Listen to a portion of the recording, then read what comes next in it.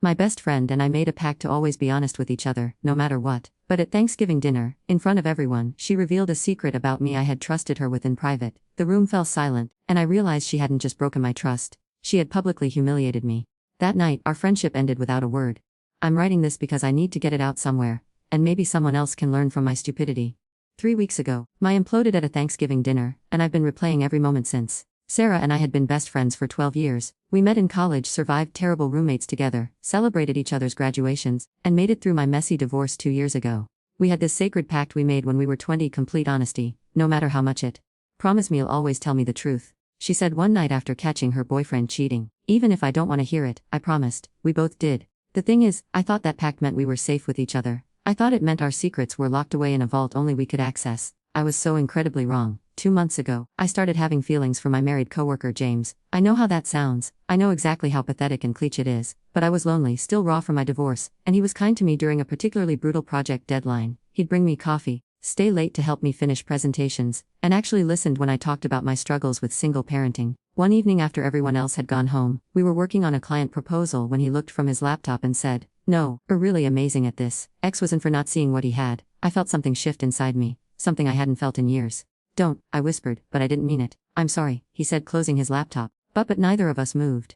Neither of us looked away. We kissed. Right there in the empty office, surrounded by scattered papers and cold coffee cups. It lasted maybe 10 seconds before we both pulled back, horrified. "This can't happen," he said, running his hands through his hair. "I'm married. I have kids." "I know," I said, but my heart was racing and I couldn't think straight. "We should pretend this never happened," he continued, already gathering his things. "Of course." I agreed, but I was lying to both of us. That night I called Sarah. I was spiraling, confused, guilty, but also alive in a way I hadn't been in months. I needed to talk to someone who would help me process what I was feeling without judgment. "I did something terrible tonight," I told her, and then I spilled everything. The months of growing attraction, the coffee dates that weren't really dates, the way James made me laugh during meetings, and finally, the kiss. Sarah listened without interrupting. When I finished, she sighed. "Honey, need to stay away from him," she said gently. "This is a dead end. He's married, worked together, and still vulnerable from the divorce. Nothing good can come from this." "I know we're right," I said, and I meant it. "I just needed to tell someone. I needed to get it out of my system. That's what I'm here for," she said. "But promise me you'll be careful. Promise me you won't let this go any further." I promised her. Another promise I would break. Over the next few weeks, James and I fell into a pattern of stolen moments. Not physical, nothing like that kiss again, but emotional intimacy that felt more dangerous than any physical affair. We'd find excuses to work late together, grab lunch at restaurants far from the office, text each other throughout the day about work things that gradually became personal things. I told it was harmless. I told we were just friends. But I was lying to everyone, including. I updated Sarah periodically, always framing it as getting over him, or maintaining professional boundaries. She'd remind me to be careful, but I could tell she was getting tired of hearing about it. I should have taken that as a sign to stop confiding in her, but I was so caught in my own drama that I couldn't see past my own needs. The week before Thanksgiving, things escalated. James's wife was out of town visiting her sister, and he asked if I wanted to grab dinner to discuss the Henderson account. I knew it wasn't really about work, and I said yes anyway. We went to this little Italian place downtown, tucked away from anywhere our colleagues might go. Over in pasta, our conversation drifted from work to our marriages, our loneliness, our dreams we'd put aside. "Sometimes I wonder what would have happened if we'd met 10 years ago," he said, reaching across the table to touch my hand. "We can't think like that," I said, but I didn't pull my hand away. "I know," he said. "But I can't stop thinking about us." That's when I should have left. That's when I should have paid my half of the check, gone home to my empty apartment, and started looking for a new job. Instead, I squeezed his hand. "I think about it too," I whispered. We didn't go back to his place or mine. We didn't cross that line. But we sat in his car in the restaurant parking lot for 2 hours, talking about everything we couldn't have and holding hands like teenagers. When he finally kissed me goodnight, it felt like the most natural thing in the world and the biggest mistake of my at the same time. I called Sarah as soon as I got home. "We almost crossed a line tonight," I told her, and I could hear her sharp intake of breath. "Define almost," she said. So I told her everything. The dinner, the conversation, the holding hands, the kiss goodnight. I told her how confused I felt, how guilty but also how alive. "Need to end this now," Sarah said, and her voice was harder than I'd ever heard it. "This isn't some romance novel. This is real. He has a wife and children, and going to destroy their family." "I'm not trying to destroy anything," I protested. "We haven't even really done anything." "Haven't done anything." Sarah's voice rose. "We're having an emotional affair with a married man, or sneaking around, lying to people, planning secret dinners. How is that not doing anything?" I felt defensive and, or supposed to be supportive, or supposed to help me figure this out. "Not judge me. I am helping," Sarah said. "I'm telling the truth. This man is using. He gets to feel excited and desired while going home to his wife every night, get to be alone, waiting for scraps of attention from someone who will never choose." Her words hit like mostly because I knew they were true. "I need some time to think," I said. "Good," Sarah replied. Think hard, and stay away from him. That was our last conversation before Thanksgiving. It had been our last conversation ever. The next few days, I into work and tried to avoid James as much as possible. But he kept finding ways to check in on me, bringing me coffee, sending me funny memes throughout the day. It was like he could sense me pulling away and was determined to draw me back in. On Wednesday, the day before Thanksgiving, he stopped by my cubicle after most people had left. "Hey, been distant lately," he said, perching on the edge of my desk. "Everything okay?" I looked at him and felt that familiar flutter in my stomach. He was wearing the blue shirt I'd complimented weeks ago, and his hair was slightly mussed from running his hands through it. "Something we need to be more careful," I said quietly. "People might start noticing." "You're probably right," he said, but he didn't move away from my desk. I miss talking to. Really talking. Like the other night." "James," I started, but he interrupted me. "I know this is complicated. I know it's not fair to, but I've never felt this connected to someone before." Those words broke down whatever resolve I'd built over the past few days. They were exactly what I needed to hear and exactly what I shouldn't have heard. "I feel it too," I admitted. He smiled, that devastating smile that had gotten me into this mess in the first place. "Maybe after the holidays, we can figure out how to make this work," he said. I nodded even though I had no idea what that meant or how it could possibly work. I just knew I wasn't ready to let go of how he made me feel. That night, I called Sarah one more time. I was planning to tell her about my conversation with James, to ask for advice about what making this work might look like. But when she answered, she sounded rushed. "Hey, I can't talk long. I'm hosting tomorrow and I'm nowhere near ready," she said. "What's nothing urgent," I said, suddenly feeling foolish. "Just wanted to check in before tomorrow." "Okay, good. Listen, about tomorrow, I invited a few extra people at the last minute. Hope that's okay." "Of course," I said. "Who's coming?" She rattled off a list of names, mostly mutual friends from college and a few people from her work. It sounded like it would be a fun, relaxed gathering. I was looking forward to being around people who didn't know about my situation, who wouldn't look at me with judgment or pity. "See it too," Sarah said. "And bring that cranberry sauce I love." "Will do," I said. Love too," she replied, and I could hear her smile through the phone. It would be the last time either of us said those words to each other. I spent Thanksgiving morning making cranberry sauce, and trying to convince that everything was normal. I was going to my best friend's house for dinner, surrounded by people who cared about me, eating too much food and laughing at terrible jokes. It was going to be exactly what I needed to get my head straight about the James situation. I even picked out a nice outfit, a burgundy sweater that Sarah had always said looked good on me, and spent extra time on my makeup. I wanted to feel like again, not the woman who was sneaking around with a married man and lying to everyone about it. When I arrived at Sarah's house, it was chaos in the best way. Her place was warm and loud, full of familiar faces and the smell of turkey and pie. I hugged everyone hello, helped carry dishes to the table, and fell into the comfortable rhythm of old friendships. Sarah seemed a little distant, but I chalked it to hostess stress. She'd always been a perfectionist about entertaining, wanting everything to be just right. I figured she was just overwhelmed by having so many people over. Dinner itself was beautiful. Sarah had outdone herself with the decorations and the food. We were all crammed around her dining room table, which she'd extended with a card table to fit everyone. I was seated between Mike, a guy from our college friend group, and Jennifer, one of Sarah's coworkers I'd met a few times. The conversation flowed easily, jumping from work stories to college memories to complaints about holiday travel. I found relaxing for the first time in weeks, laughing at Jennifer's impression of her boss and chiming in with my own work horror stories. I was in the middle of telling everyone about a client who'd insisted we change the color of their logo to match their dog's collar, when I noticed Sarah watching me with a strange expression. She had this tight smile that didn't reach her eyes, and she was gripping her glass so hard her knuckles were white. "Everything okay?" I mouthed to her across the table. She nodded, but the smile never wavered, never became real. As dinner wound down and we started clearing plates, the conversation turned to relationships. Mike had recently gotten engaged and everyone wanted to hear about his proposal. Jennifer was dating someone new and was in that early, giddy stage where everything he did was adorable. "What about?" Jennifer asked me. "Ain't" was an innocent question, the kind people ask all the time at dinner parties. I had my standard response ready, just focusing on right now, or, still putting back together after the divorce.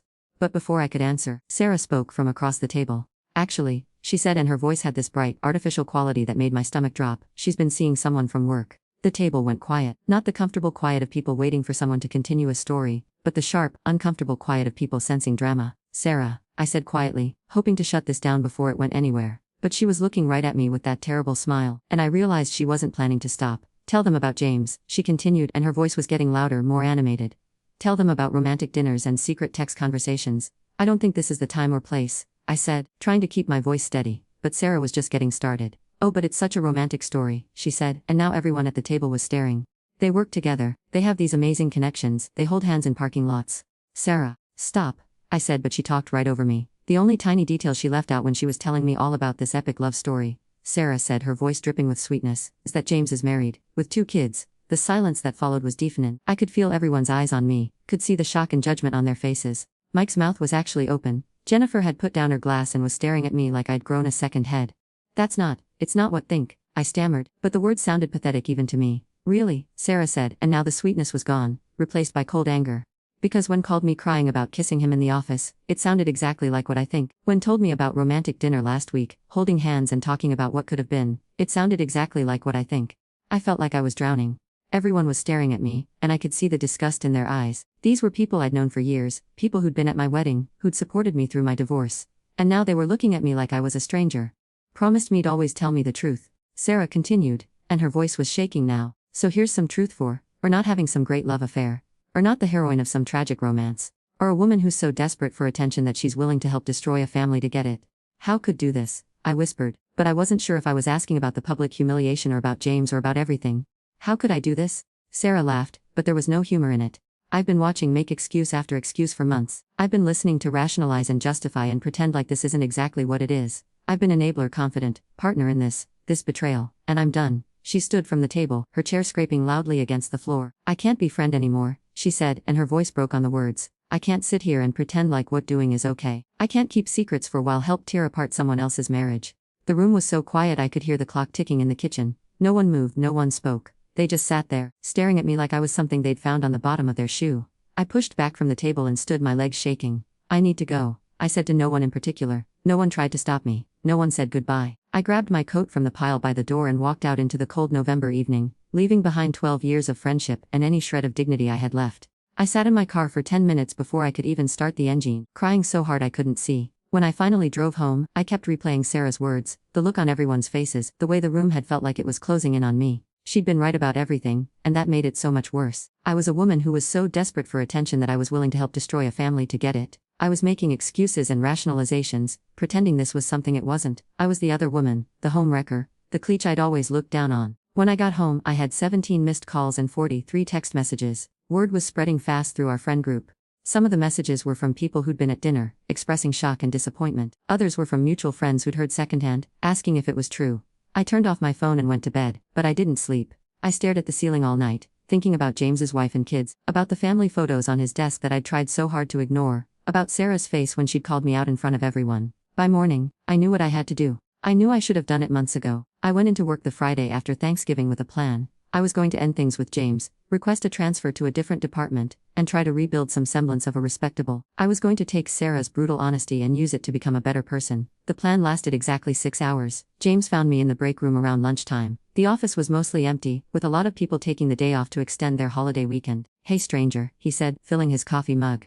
How was Thanksgiving? I looked at him and felt everything I'd planned to say disappear. He was wearing that blue shirt again, and he had this warm smile that made me forget for a moment how much I'd humiliated the night before. It was complicated, I said. Want to talk about it? He asked, and his voice was so gentle, so caring. Look upset. So I told him. I told him about Sarah's betrayal, about being humiliated in front of all our friends, about losing my best friend of 12 years.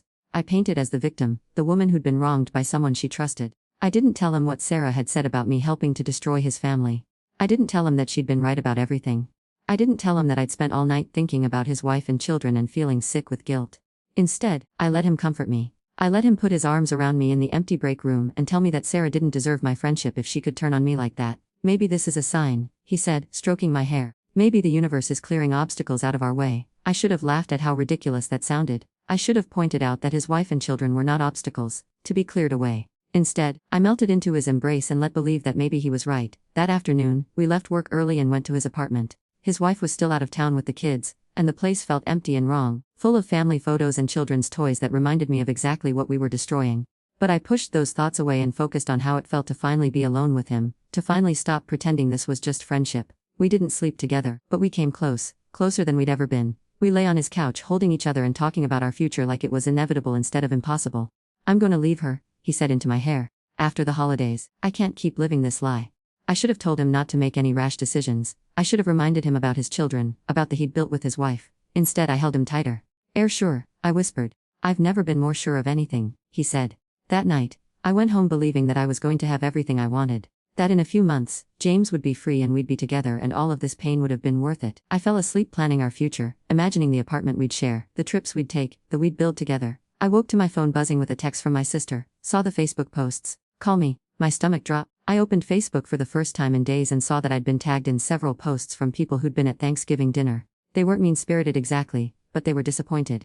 One of them, from my college friend Mike, just said, "Really thought we're better than this." But that wasn't the worst part. The worst part was the message I found in my inbox from someone I didn't recognize. A woman named Lisa Martinez. "I think know my husband." The message said, "We need to talk." I stared at the message for a long time before I opened James's Facebook profile with shaking hands. Sure enough, there she was in all his photos. A pretty brunette with kind eyes and a warm smile, usually surrounded by two little girls who looked exactly like James. Lisa Martinez, James's wife. I called in sick to work and spent the day researching everything I could find about her. She was a pediatric nurse at the Children's Hospital. She volunteered at the girls' school and ran half marathons for charity. Her Facebook page was full of photos of family trips and school events and quiet moments at home. She looked happy. They all looked happy. I was destroying that. When James called me that evening to check on me, I almost didn't answer. "Hey beautiful," he said when I picked. "Feeling better today. Wife contacted me," I said without preamble.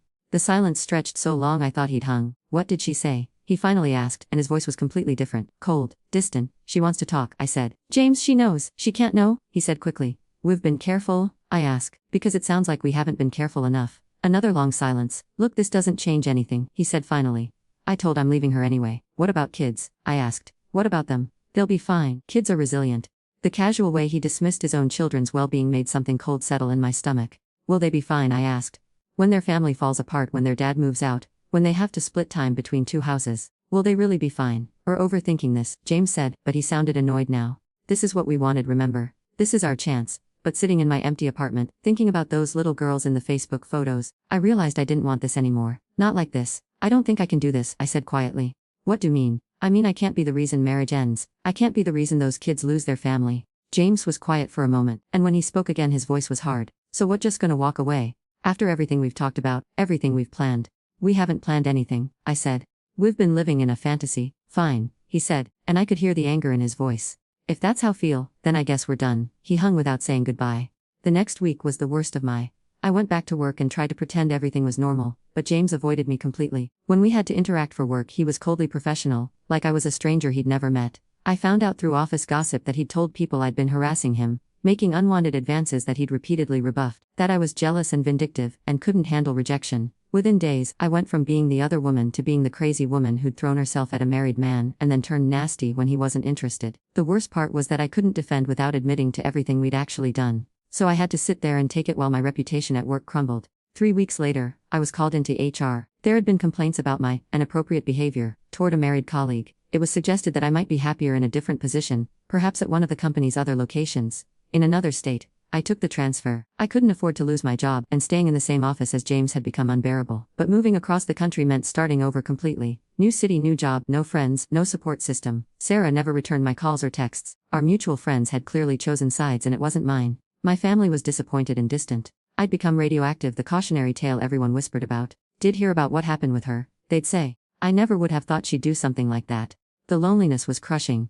I'd moved to Phoenix, where I knew no one and had nothing to distract me from replaying every mistake I'd made. I spent my evenings in my apartment, scrolling through social media and watching other people live the lives I'd thrown away. 6 months after Thanksgiving, I saw Sarah's engagement announcement on Facebook. She looked radiant, surrounded by all our old friends at what looked like an amazing surprise party. I wasn't there, of course.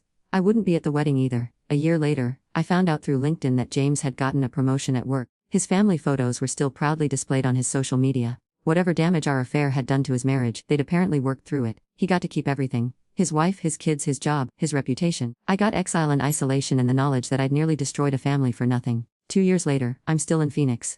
I've made a few acquaintances at work but no real friends. I've been on a few dates, but as soon as things start to get serious, I panic and find excuses to end it. I don't trust anymore. I don't trust my judgment about people, about relationships, about anything. I think about Sarah every day. I think about our friendship, about the promises we made to each other, about the way she looked at me across that Thanksgiving table. I her for betraying me in front of everyone, but I also know she was right about everything she said. I was desperate for attention. I was willing to help destroy a family to get it. I made excuse after excuse instead of facing the truth about what I was doing. The worst part is knowing that I did it all too. Sarah didn't James didn't I ruined my one selfish decision at a time. I kept telling it was just an emotional connection, just a friendship, just harmless flirting. But I knew what it really was. I knew I was crossing lines and breaking boundaries and people. I just didn't care enough to stop. Now I live with the consequences every single day. The isolation, the regret, the knowledge that I owe everything that mattered for a fantasy that was never real. People always say that cheaters get what they deserve. That karma comes for everyone eventually. But the truth is, karma doesn't have to come for when already destroying. I used to be someone people trusted. Someone they invited to dinner parties and asked for advice and wanted to be around. Now I'm the woman people talk about in hushed voices, the cautionary tale mothers tell their daughters. Don't be like her, they say. Don't make her mistakes. And they're right. Don't be like me, because once become the villain in everyone else's story, can never go back to being the hero and own.